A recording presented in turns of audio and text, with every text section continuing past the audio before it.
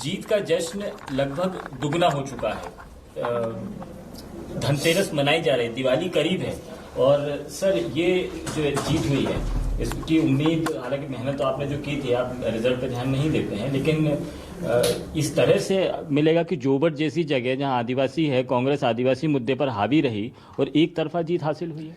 जोबट में जब हमने चुनाव लड़ना शुरू किया तो हमारी कोशिश ये थी कि हम मुकाबला अच्छा कर लें, मुकाबले से बाहर ना रहें, लेकिन जीत चमत्कारी हुई है।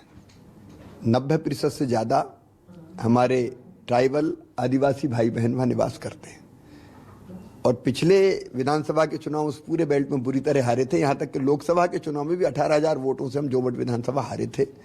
उसके बाद ये विजय चमत्कारी है और भारतीय जनता पार्टी में जनजाति भाई और बहनों के फिर से विश्वास का प्रतीक है, भरोसा फिर से लौटा है।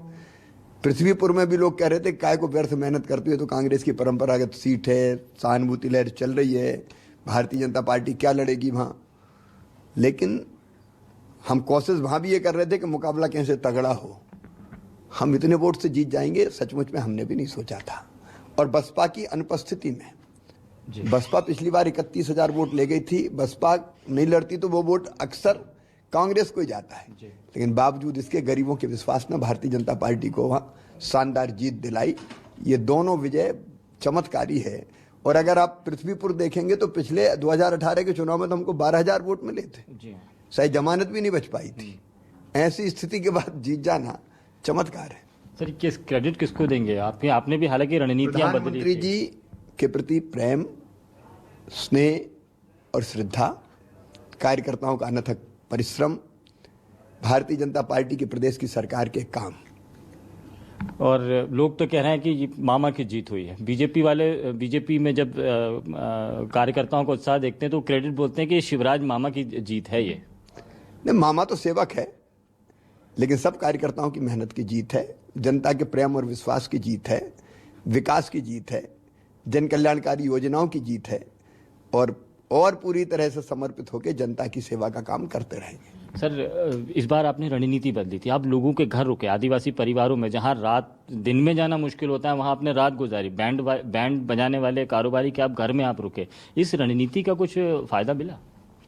निश्चित तौर पर नेता और जनता जब एक होती है तो जनता का प्रेम भी बढ़ता है और विश्वास भी बढ़ता है। मैं पहले भी जब मुख्यमंत्री था तो जन दर्शन किया करता था, मैंने इस बार भी जन दर्शन किए, घरों पे रुका, कई जगह तो डेढ़ कमरा था, एक में परिवार रुका, आधे में मैं रुका, एक ही बाथरूम में जिसमें पर्दा लटके हुए थे उसी में हम नहाए, एक एक करके नहाए बारी बारी से। तो ये देखिए, जनता के बीच जब तक आप नहीं रहोगे जनता के कष्ट नहीं समझ सकते। और इसलिए चाहे जोबट हो वहाँ आदिवासी परिवार में ठहरा, चाहे बैंड बजाने वाला भाई हो उसके परिवार में ठहरा, केवट भैया के घर ठहर के उनके साथ भी गप्पे लगाई और सवेरे से फिर महफिल जम जाती थी, आसपास के लोग भी आ जाते थे, तो जनता को बेहतर ढंग से समझने का और मौका मिलता था। सर मलाल रह गया होगा कि अगर रैगांव में भी रात रुक जाते यहीं रहना। अब ये पता नहीं संयोग है क्या है कि वहां मैं होटल में रुक गया लेकिन रैगांव हमेशा तब जीते हम जब ट्रायंगुलर फाइट हुई। बसपा हमेशा लड़ी है, बसपा का वोट बैंक काफी प्रभावी रहा।